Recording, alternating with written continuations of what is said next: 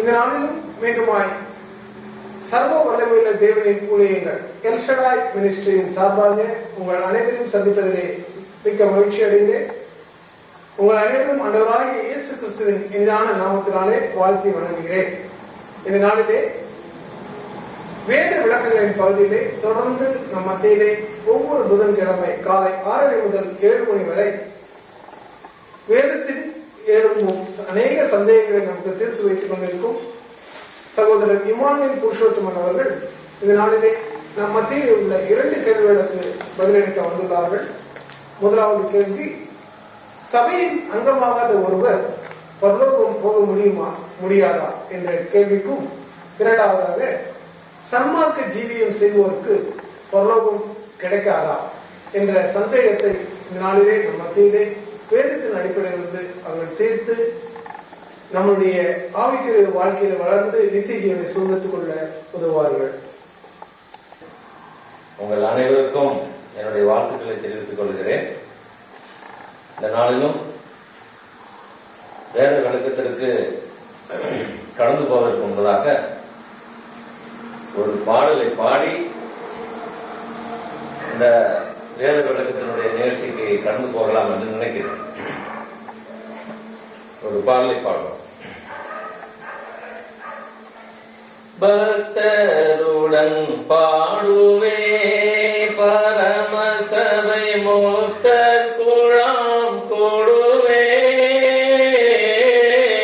பக்தருடன் பாடுவே அன்பாலனைக்கும் அருளாதன் மார்பினில் அன்பா அனைக்கும் அருளாதன் மார்பினில் இன்பம் நுகர்நிலை பாடுவோர் கூடலாம் பக்தருடன் பாடுவேன் பரமசபை மூத்தர் குழாம் கொடுவே, பக்தருடன் பாடுவே அன்பு அழியாதல்லோ அவனமே அன்பரன் என்பர்களும், அன்பு அழியாதல்லோ அவனமே அன்பரன் என்பர்களும்,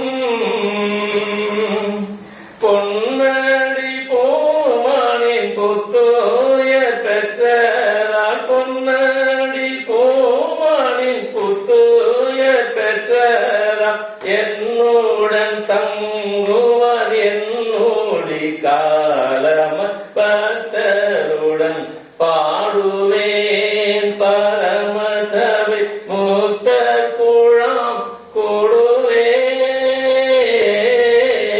பக்தருடன் பாடுவேன்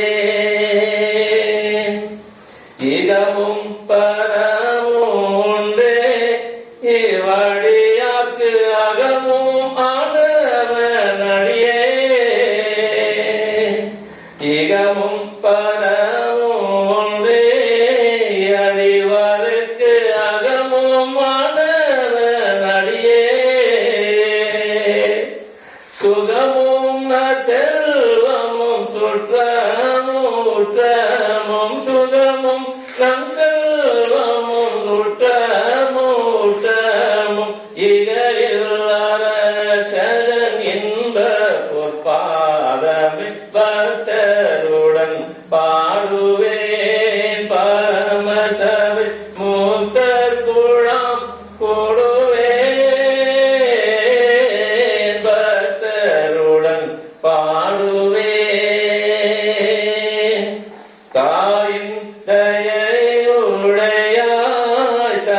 கவியன் சேயன் கண்மூடுகையில்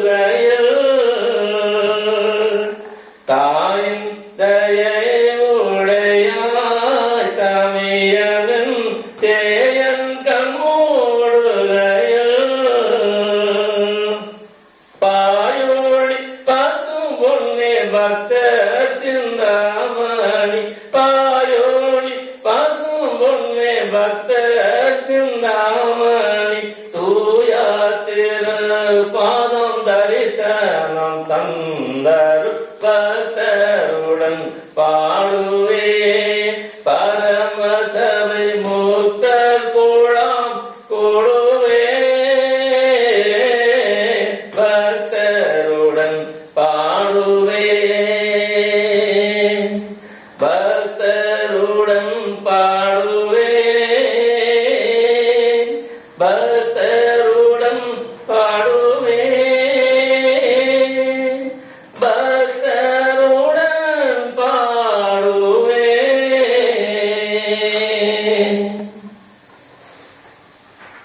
அன்பான நேயர்களே, நாளிலும் சகோதரன் கேட்ட சபையின் அங்கத்தம் ஆகாத ஒருவர் பரலோகம் போக முடியுமா என்ற ஒரு கேள்விக்கு சில விளக்கங்களை நாம் காணோம். ஏன் நான் பரலோகம் போக வேண்டும் என்றால் கட்டாயம் ஒரு சபையில் இருந்துதான் ஆக வேண்டுமா? சபையில் இல்லாத ஒரு மனுஷன் தேவராஜ்யம் போக முடியாதா என்ற அனைவருடைய கேள்விகள் உண்டு. சபை கூடி வருதலை குறித்து கர்த்தருடைய வேதம் இப்படியாக சொல்லுகிறது.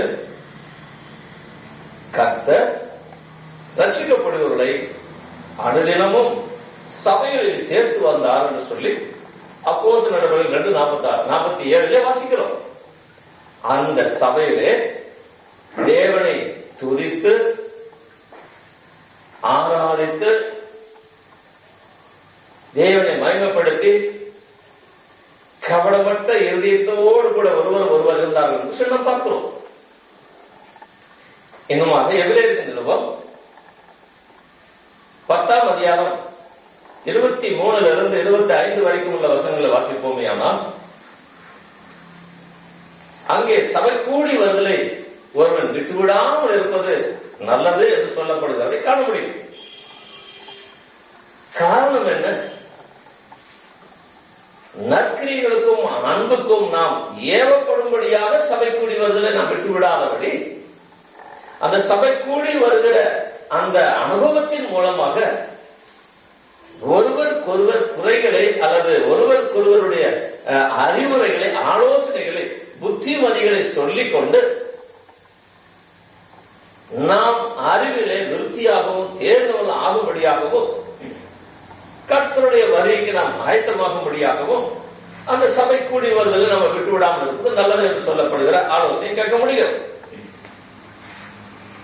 ஆனாலும் கூட அந்த சபை கூடி வருதல் இல்லாதபடி அல்லது சங்கத்திலே அதாவது சபையிலே நாம் அங்கத்தினர் ஆகாதபடி பரலோக ராஜ்யத்திலே நான் போக முடியுமா?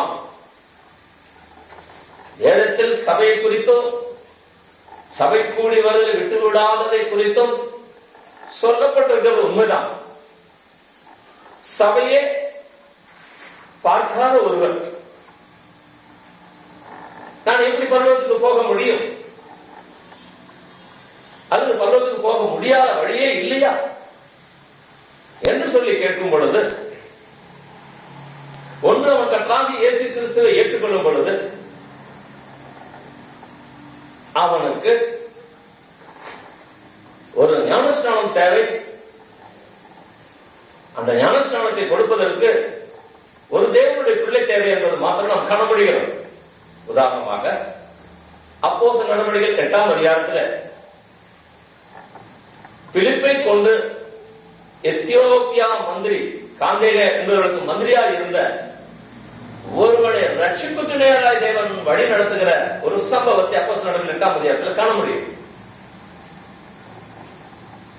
அவர் ஞானஸ்நானம் பெற்றுக் கொள்ளுவது ஒன்றுதான் அந்த பிடிப்பின் மூலமாக பெற்றுக்கொண்டதே தவிர, அதற்கு பின்னாக அவர் சந்தோஷத்தோடு கூட அவர் வந்து எங்கிறது வந்தாலும் அதே இடத்துக்கு திரும்பி போனார்னு சொல்லி பார்க்கிறோம். அந்த நாளிலே அவர் போகும் பொழுது அந்த எத்தியோப்பியாவில் ஒருவேளை சபை இருந்திருக்குமோ அல்லது இல்லாமல் இருக்குமோ, அல்லது அதற்கு பிற்பாடு உண்டாயிருக்கலாம்.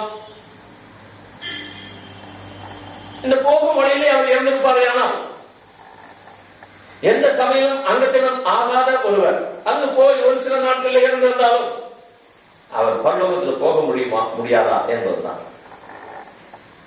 எந்த சமயம் நம்மை பரலோகத்துக்கு கொண்டு போய் சேர்த்துவதற்கு உத்தரவாதம் அளிக்க முடியாது. நம்மை பரலோகத்திலே கொண்டு போய் சேர்த்துகிறவர் ஆண்டவராகிய இயேசு கிறிஸ்து ஒருவர் தான்.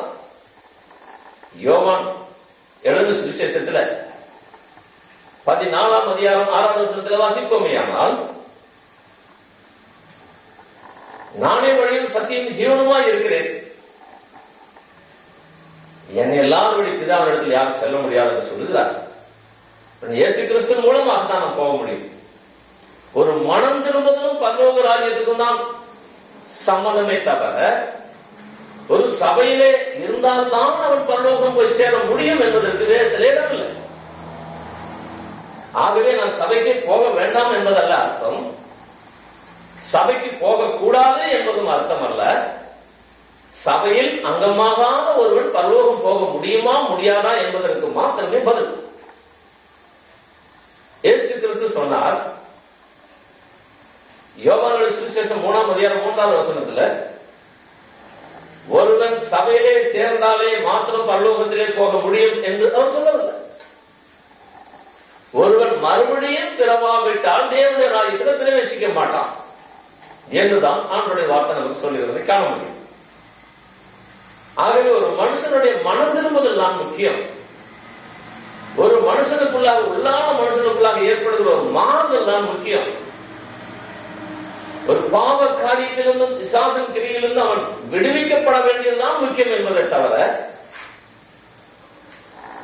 அதுதான் அவனை பரலோகத்துக்கு கொண்டு போய் சேர்த்தும் அதுதான் அவன் பரலோகத்துக்கு நடந்து போகிற ஒரு பாதையினுடைய ஆரம்பம் என்று சொல்ல முடியும்.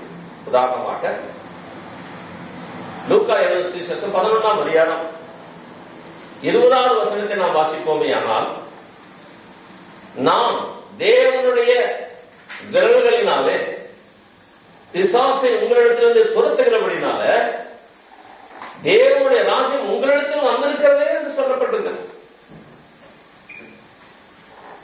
எப்பொழுது ஒரு மனிதன் இயேசு கிறிஸ்துவின் கிருபையினாலும் இரக்கத்தினாலும் பாவ கட்டுகளிலிருந்து அவன் விடுவிக்கப்படுகிறான். இதேதான் யோவான் எழுதின சுவிசேஷம் 8ஆம் அதிகாரம் 36வது வசனத்தில் வாசிக்கிறோம், குமாரன் உன்னை விடுதலை ஆக்கினால் மெய்யான விடுதலை அந்த இயேசு கிறிஸ்து மூலமாய் விடுதலை ஆவதுதான் நமக்கு முக்கியமான காரியம். அப்படி விடுதலையாக்கப்பட்ட ஒரு மனுஷன் பாவ கட்டுகளில் இருந்தும் பிசாசின் கிரியில இருந்தும் அவன் விடுவிக்கப்படுகிறான் என்று சொல்லிதான் நாம் பார்க்கிறோம். 1 கொரிந்தியர் 6ஆம் அதிகாரம் 11வது வசனத்தை நாம் வாசிப்போமே. ஆனால் ஆண்டவருடைய ஆவியினாலும் தேவனுடைய ஆவியினாலும் அவருடைய நாமத்தினால் நம்ம கழுவப்பட்டிருக்கிறோம், பரிசுத்தம் ஆக்கப்பட்டிருக்கிறோம், நீதிமான்கள் ஆக்கப்பட்டிருக்கிறோம் என்பதை தான் மறுதலினுடைய அனுபவம்.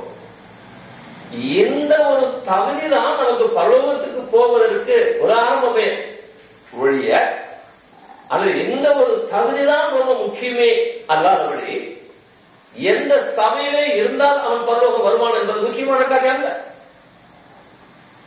ஒருவேளை இந்த சபையில இருந்தால்தான் நான் பரலோகம் போவேன் என்று நினைக்கக்கூடிய ஒரு சபையிலே நான் ஜீவிப்பதாக இருந்தாலும், அங்கத்தினர் ஆனாலும் மறுபிறப்பின் அனுபவம் எனக்குள்ளாக இல்லாவிட்டால் நிச்சயமாக பரலோகம் போக முடியாது. ஆண்டவராக இயேசு கிறிஸ்து மூலமாக பாவ மன்னிப்பு நிச்சயத்தை நான் பெற்றுக்கொள்ளவில்லை என்றால், நிச்சயமாய் நான் மறுபிறப்பின் அனுபவத்தை பெற்றுக்கொள்ளவில்லை என்றால் அந்த தேவராஜ்யத்தை சுதந்திரிக்க முடியாது என்று சொல்லி நாம் பார்க்கிறோம். கலாத்தியர்கள் நிறுவனம் 5ஆம் அதிகாரம் 19, 20, 21 வசனத்தை நாம் வாசிக்கிறோம். ஒரு நல்ல சபையிலே சொல்லப்பட்டிருக்கிற பிரகாரமாக ஒரு கலாத்திய சபையிலேயே அந்த ஜனங்கள் இருக்கிறதா இருந்தாலும் அவர்கள் இந்த மாமிசத்தின் கிரியைகளிலிருந்து விடுவிக்கப்படாதவர்களாய் இருப்பார்களே. ஆனால் இப்படிப்பட்டவர்களை செய்கிறவர்கள் தேவனுடைய ராஜ்யத்தில் பிரவேசிக்க மாட்டார்கள் என்று நான் முன்னே சொன்னது போல எப்பொழுதும் சொல்லுகிறேன் என்று சொல்லி எனக்கு பவுலப்போஸ்தலன் சொல்லுகிறதை காண முடிகிறது. கிரியைகளும் மனம் மாறுவதும் தான் நமக்கு முக்கியம் என்று சொல்லி பார்க்கிறோம். எபேசியர் 4ஆம் அதிகாரத்துல 22, 23வது வசனத்தை நாம் வாசிப்போமே. ஆனால் அங்கே பாவ மனுஷனாகிய பழைய மனுஷனை களைந்து போட்டு புதிய மனுஷனை நீங்கள் தரித்துக் கொள்ளுங்கள் என்று சொல்லப்பட்டிருக்கிறது. இதுதான் ஒரு பரலோக ராஜ்யத்துக்கு செல்வதற்கு நமக்கு தகுதியே தவிர எந்த சபையில நான் அங்கத்தினர் ஆனால் எனக்கு சபை பரலோகம் கிடைக்கும் என்பது முக்கியமான காரியம் இல்லை. ஜீவிதம் தான் முக்கியமே தவிர சபையின் பரலோக ராஜ்ய சமீபத்தில் இருக்கிறது என்று சொல்லி மத்தேயு 4:17 ஆண்டவராக இயேசு கிறிஸ்து சொல்லுகிறதை காண முடியும். சபையிலே சேருங்கள், பரலோக ராஜ்யம் உங்களுக்கு சமயமா இருக்கிறது என்று சொல்லுறோம். மனம் திறந்து பரலோக ராஜ்யம் உங்களுக்கு சமயமா இருக்கிறது என்று சொல்லுகிறார். ஆகவே நான் லூக்கா 11:20 வாசிக்கும் பொழுது தேவனுடைய விருளினாலே விசுவாசிகளை நான் திறக்கிறபடினாலே தேவராஜ்யம் உங்களுக்குள்ளாக வந்திருக்கிறது என்று சொல்லப்பட்டது. அப்ப அந்த தேவ ராஜ்யத்தினுடைய அனுபவமும் சாயலும் ஆர்வமும் தாகமும் எனக்குள்ளாக உருவாக ஆரம்பித்து விடுகிறது. இதையே சங்கீத புஸ்தகம் 40ஆம் அதிகாரம் 2-3 வசனத்துல வாசிக்கும் பொழுது பாவ ஜீவித்திலே அமர்ந்து ஜீவித்து கிடக்கிற ஒரு மனுஷனை கர்த்தராகிய தேவன் தூக்கி எடுக்கும் பொழுது அந்த தேவனை போடும்படியான புகழும் அந்த வார்த்தைகளும் அந்த பாடல்களை பாடும்படியான அந்த வார்த்தைகளையும் தேவன் நம்முடைய நாமளே வைக்கிறார். அன்று முதல் அவனுக்குள்ளாக தேவராஜ்யத்தினுடைய அனுபவங்கள் நிலநாட்டத்தை காண்கிறது போல காண முடிகிறது. ஆகவேதான் மத்தேயு சுவிசேஷம் 5ஆம் அதிகாரம் 8வது வசனத்தில் வாசிக்கும் பொழுது இருதயத்திலே சுத்தமுள்ளவன் பாக்கியவான், ஏனெனில் அவன் தேவனை தரிசிப்பான். இந்த மனம் திரும்புவதனுடைய அனுபவத்துக்குள்ளாக வரும் பொழுது கண்ணாடியிலே நிலநாட்டத்தை காண்கிறது போல தேவனை நாம் உள்ளத்திலே தரிசிக்க ஆரம்பிக்கிறோம். அதனுடைய ஒரு கிரியை அல்லது வெளிப்பட ஒரு காரியம் தான் சந்தோஷம், சமாதானம், அல்லது வேதத்தின் மீது ஆர்வம், தாகம், இவைகள் எல்லாம் உண்டாகிறது. ரோமர்கள் நிறுவம் 14ஆம் அதிகாரம் 17வது வசனத்தை நாம் வாசிப்போம். ஆனால் தேவனுடைய ராஜ்யம் புசிப்பும் குடிப்பும் அல்ல, மாறாக நீதியும் சமாதானமும் பரிசுத்தாவினால் உண்டாகிற மகிழ்ச்சியும் என்று சொல்லி நாம் பார்க்கிறோம். இந்த அனுபவம், அந்த பரலோக ராஜ்யத்தினுடைய அனுபவங்கள், பரிசுத்தாவினால் உண்டாகக்கூடிய மகிழ்ச்சிகள், பரிசுத்தாவினால் உண்டாகக்கூடிய வழிநடத்தல், பரிசுத்தாவினால் உண்டாகக்கூடிய நடத்துதல், உணர்த்துதல், இவைகள் தான் ஒரு மனுஷனுக்கு முக்கியம். அவைகள் தான் அவருடைய பரலோகத்துக்கு நேராக நடத்தி செல்லும். மாறாக ஒரு சபையிலே, நல்ல சபையிலே நாம் சேர்ந்து விட்டதனாலே எனக்கு பரலோகம் கிடைக்கும் என்று சொல்வதற்கு இல்லை. அதே சமயத்தில் ஒரு நல்ல சபையில் நான் அங்கத்தினர் ஆவாததுனால எனக்கு பரலோகம் கிடைக்காது என்று சொல்வதற்கும் இல்லை. மனம் திரும்புதல் முக்கியம்.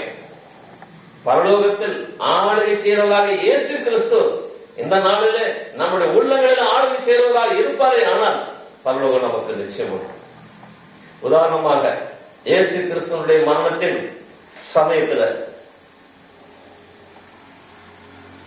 கள்ளன் ஒருவன் ஆண்டவரே உம்முடைய ராஜ்யத்திலே வரும் பொழுது அடியேனை நினைத்தவனும் என்று சொல்லும் பொழுது, இன்றுதான் நீ என்னோடு கூட பரதேசில் இருப்பாய் என்று சொல்லி அவர் சொல்லுகிற ஒரு அனுபவத்தை காண முடியும். எந்த சபையிலும் அங்கத்தனர் ஆகவில்லை. ஆகவே மனம் திரும்புவது தான் அங்கு முக்கியம். அவருடைய ராஜ்யத்திலே வர வேண்டும் என்று அவனுக்கு ஆர்வம் தாகம், அவருக்கு ஒரு ராஜ்யம் உண்டு என்பதை அறிந்தான். அது அவர்கிட்ட தான் இருக்கிறது என்பதை அறிந்தான். அதை ஆளுகை செய்கிறவர் அவர்தான் என்பதை உணர்ந்து கொண்டான். அவர் இல்லாதபடி அங்கு போக முடியாது என்பதை உணர்ந்து கொண்டான்.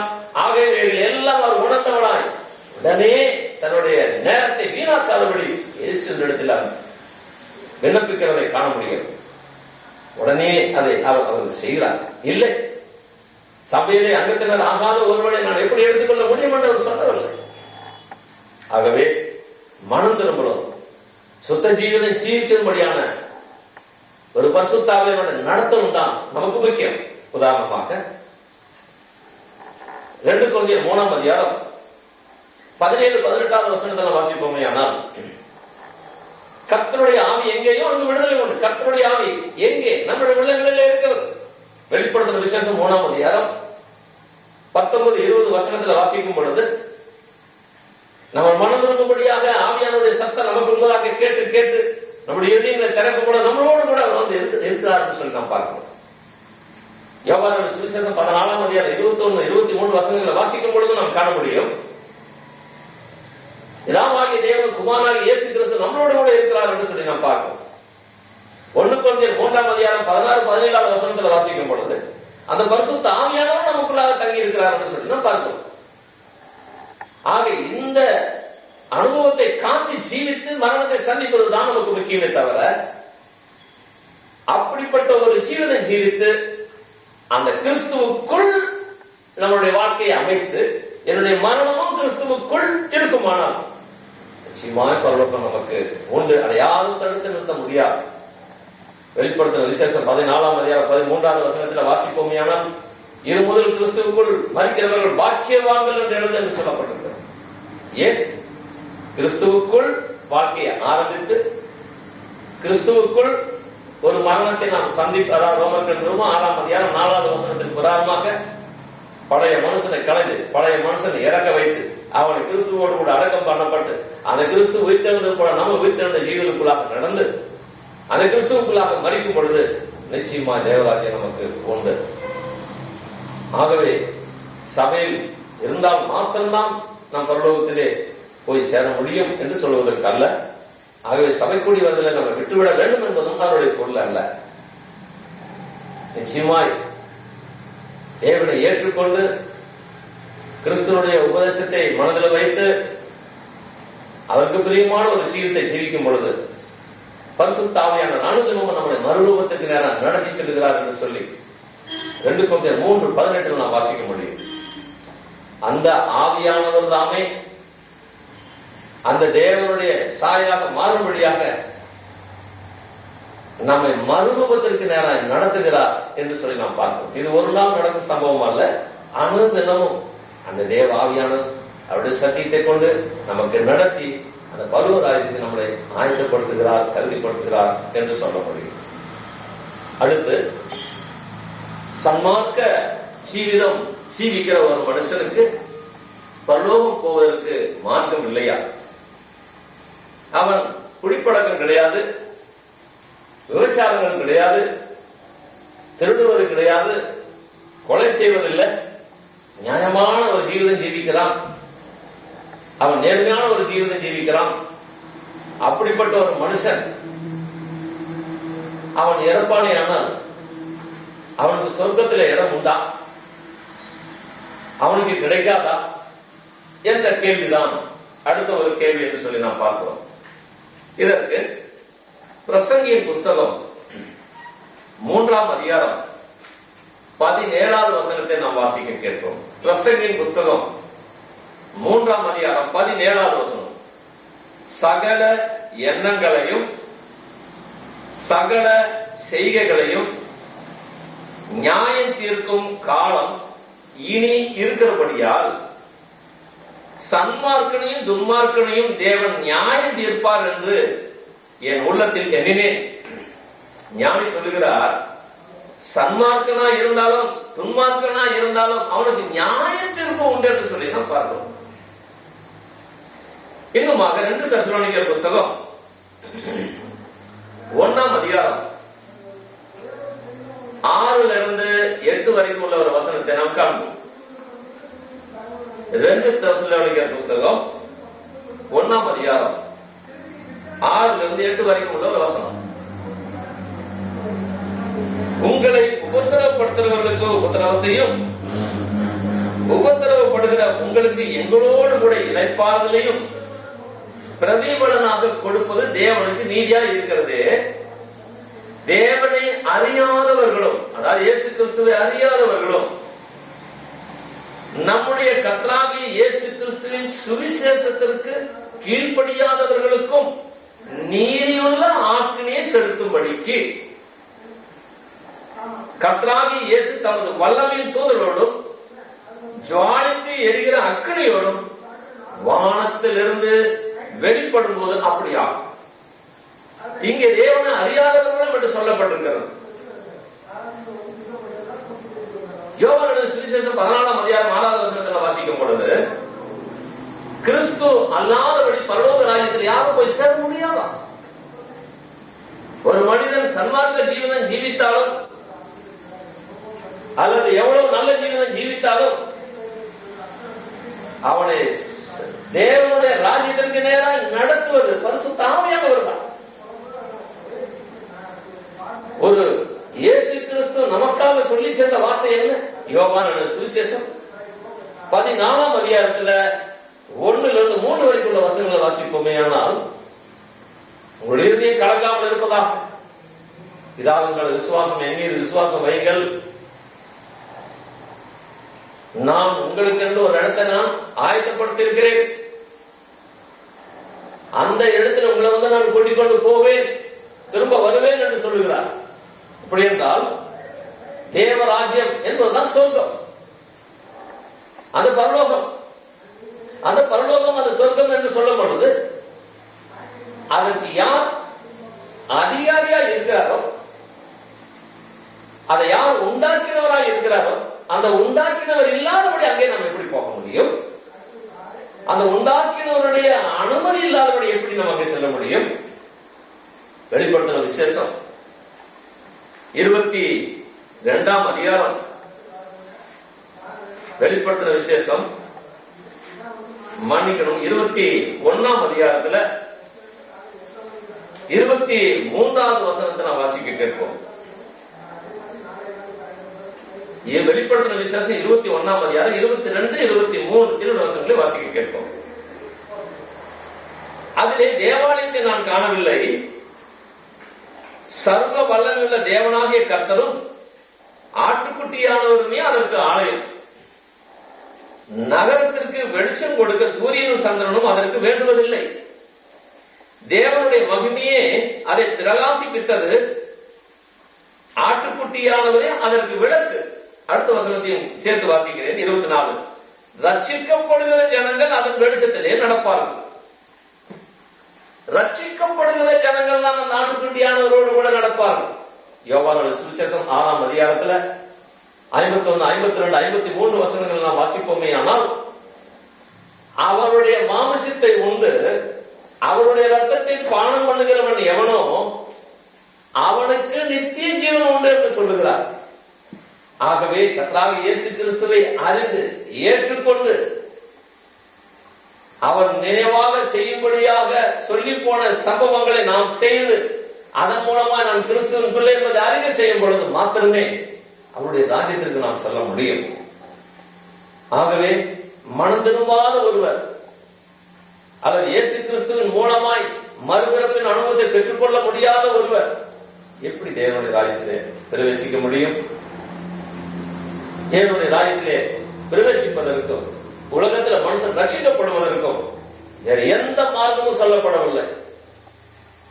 அப்போஸ்தலர் நடவடிக்கை 4ஆம் அதிகாரம் 12வது வசனத்தில் வாசிக்கும் பொழுது, வானத்தின் கீழெங்கிலும் மனுஷர்களுக்குள்ள ரட்சிக்கப்படுவதற்கு அந்த கர்த்தராகிய இயேசு கிறிஸ்துவினுடைய நாமமே அல்லாதபடி வேறொரு நாமம் கொடுக்கப்படவில்லை என்று சொல்லப்பட்டிருக்கிறது. இன்னும் எபிரேயர் 7:25 வாசிப்போமே. ஆனால் தம்படியாக பிதாவினிடத்தில் சேருவதற்காக எப்பொழுதுமே அவர் பரிந்து பேசுகிறது எவனா இருக்கிறார் சொல்லி பார்க்கிறோம். ஆக அவர் வழியாக அல்லாதபடி பரலோகத்துக்கோ பிதாவினிடத்திலோ நாம் செல்வதற்கு மார்க்கமே இயேசுவே நமக்கு மார்க்கம், இயேசுவே நமக்கு வழி, இயேசுவே நமக்கு வழிகாட்டி என்று சொல்லி நாம் பார்க்கிறோம். அப்படியெல்லாம் இல்லை என்றால் இயேசு கிறிஸ்து இந்த பூலோகத்தில் வந்து மரணம் அடைய வேண்டிய அவசியம் கிடையாது. இயேசு கிறிஸ்து ரத்தம் செல்ல வேண்டிய அவசியம் கிடையாது. இயேசு கிறிஸ்து இந்த பூலோகத்தில் வந்து பிரசங்கிக்க வேண்டிய அவசியம் இல்லை. என்னுடைய உபதேசத்தை கை கொள்ளுங்கள் என்று சொல்ல வேண்டிய அவசியம் இல்லை. அவர் உபதேசிக்க வேண்டிய அவசியமும் இல்லை. சன்மார்க்க ஜீவனை ஜீவித்தாலே நீங்கள் போதும் என்று சொல்லிவிட்டு கர்த்தர் அப்படியே இருந்திருக்கலாம். வேதம் அப்படி நமக்கு சொல்லவில்லை. சன்மார்க்கனா இருந்தாலும் அவன் துன்மார்க்கனா இருந்தாலும் அவனுக்கு நியாய தீர்ப்பு உண்டு என்று சொல்லி வேதத்தை நாம் பார்க்கலாம். ஆகவே நியாய தீர்ப்பு நாள்ல வலதுபுறமும் இடதுபுறமும் பிரித்தெடுக்கப்பட்ட ஆட்டுக்குட்டிகளுடைய கூட்டத்தை நாம் பார்க்கிறோம். இதா உங்களுக்காக ஆயத்தம் பண்ணப்பட்டிருக்கிற அந்த இடத்துல நீங்கள் போங்கள் என்று சொல்லி யாரை பார்த்து கேட்பார்? யாரை பார்த்து சொல்லுவாரா? என் நாமத்தினாலே இவைகளெல்லாம் நீங்கள் செய்தீர்களே, ஏழைகளுக்கு உதவினீர்கள், ஆடை இல்லாதவர்களுக்கு கொடுத்தீர்கள், சிறைச்சாலையில் இருந்து என்னை பார்க்க வந்தீர்கள், யார் யார் என்று என்னை விசாரிக்க வந்தீர்கள், அதெல்லாம் என்ன என்ன என்ன என்று சொல்கிறார். அவர் நிமித்தமா, கிறிஸ்துவ நிமித்தமா இந்த காரியங்கள் நாம் செய்கிறோம். கிறிஸ்து நமக்குள்ளாக வந்தபடினால் நாம் அதை செய்கிறோம். இயேசு கிறிஸ்து நன்மை செய்கிறவரால் சுட்டித்திருந்தது போல அந்த நன்மை செய்கிறவருடைய ஆவி நமக்குள்ளாக வந்த பிற்பாடு நாமும் அவர் செய்வது போல செய்ய நினைக்கிறோம், துடிக்கிறோம், வாஞ்சிக்கிறோம், முயற்சிக்கிறோம். இப்படிப்பட்ட ஒரு ஜீவிதம் தான் நமக்கு பரலோகத்தை கொண்டு செல்ல முடியும். கிறிஸ்து அல்லாத எந்த ஒரு ஜீவிதமும் கிறிஸ்துவனுடைய ராஜ்யத்திற்குள்ளாக நம்மை கொண்டு செல்வதற்கு வாய்ப்பு இல்லை. ஆகவே இந்த 2 வேத பகுதியினுடைய விளக்கத்தின் மூலமாக நீங்கள் அறிந்து கொள்வதற்கு இன்னொரு வேத வசனத்தையும் கூட நான் சொல்லுகிறேன். ரோமர்கள் நிறுவனம் 17ஆம் அதிகாரம், இல்ல மன்னிக்கணும், அப்போஸ்தலர் நடவடிக்கைகள் 17ஆம் அதிகாரம், அங்கே சொல்லப்பட்டிருக்கிற சில சம்பவத்தை நாம் காண்போம். அப்போஸ்தலர் நடவடிக்கைகள் 17ஆம் அதிகாரத்தில் 26, 27 வசனங்களை நான் வாசிக்கிறேன். மனுஷ ஜாதியான சகல ஜனங்களையும் அவர் ஒரே ரத்தத்தினாலே தோன்ற பண்ணி பூமியின் நீர் எங்கும் குடியிருக்க செய்து முன் தீர்மானிக்கப்பட்ட காலங்களையும் அவர்கள் குடியிருப்பின் எல்லைகளையும் குறித்திருக்கிறார். கர்த்தராகிய தம்மை அவர்கள் தடவையானிலும் கண்டுபிடிக்கத்தக்கதாக தம்மை தேடும்படிக்கு அப்படி செய்தார். அவரை தேட வேண்டும், அவரை கண்டுகொள்ள வேண்டும், அவரை கண்டுபிடிக்க வேண்டும் என்று சொல்லி பார்க்கிறோம். சங்கீத புஸ்தகம் 14 வாசிக்கும் பொழுது தேவனை தேடுகிற உணர்வுள்ள மனிதன் உண்டோ என்று சொல்லி பார்க்கும்படியாக அவருடைய கண்கள் பூமியெங்கும் உலாவி சுற்றி திரிகிறது என்று சொல்லி பார்க்கிறோம். அந்த கர்த்தர் இல்லாதபடி நம்முடைய வாழ்க்கையில் ஒன்றுமே. இயேசு கிறிஸ்து சொன்னார் யோவான் சுவிசேஷம் 15ஆம் அதிகாரம் 4ஆம் வசனத்துல, என்னை அல்லாதபடி உங்களால் ஒன்றுமே செய்ய முடியாது என்று சொன்னார். எல்லாவற்றுக்கும் அவர் வேண்டும்.